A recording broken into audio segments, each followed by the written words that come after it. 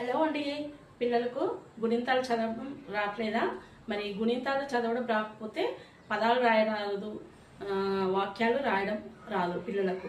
కాబట్టి పిల్లలు గుణింతాలను ఏ విధంగా చదవాలి అనేది నేను మీకు చదివి వినిపిస్తానండి. ఫస్ట్ మనకు గుణింతాలలో ఫస్ట్ కాగుణింతం కదండి.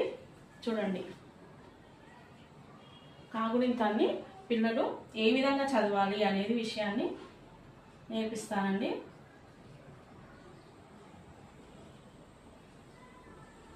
ఇప్పుడు చూడండి, ఈ 4 అక్షరాలు నేను తీసుకున్నాను.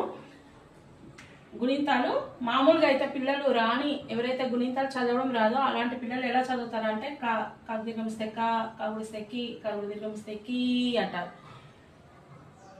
కీ అని కూడా అన్నారు, కీ అంటారు.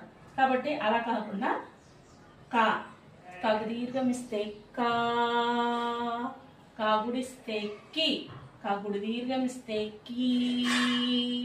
మళ్ళీ ఒకసారి చదివిపిస్తారండి. కా, కాకు దీర్ఘమిస్తే కా,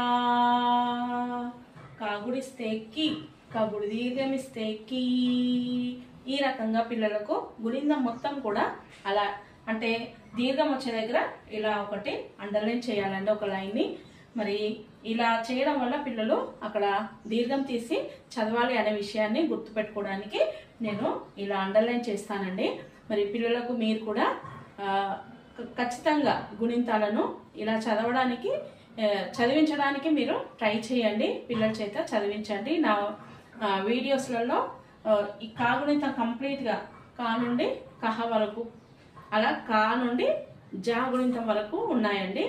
మరి మీరు ఒకవేళ నా వీడియోస్ కనుక మీకు నచ్చినట్టయితే ప్లీజ్ మీరు ఒకసారి చూడండి, వీడియోస్ చెక్ చేయండి. అందులో గుణింతాలన్నీ కూడా జాగుణింతం వరకు ఉన్నాయండి. మరి మీరు ఒకసారి అవి చూసి ఏ విధంగా చదవాలి అనే విషయాన్ని పిల్లలకు నేర్పిస్తారని ఆశిస్తున్నానండి. బాయ్ అండి.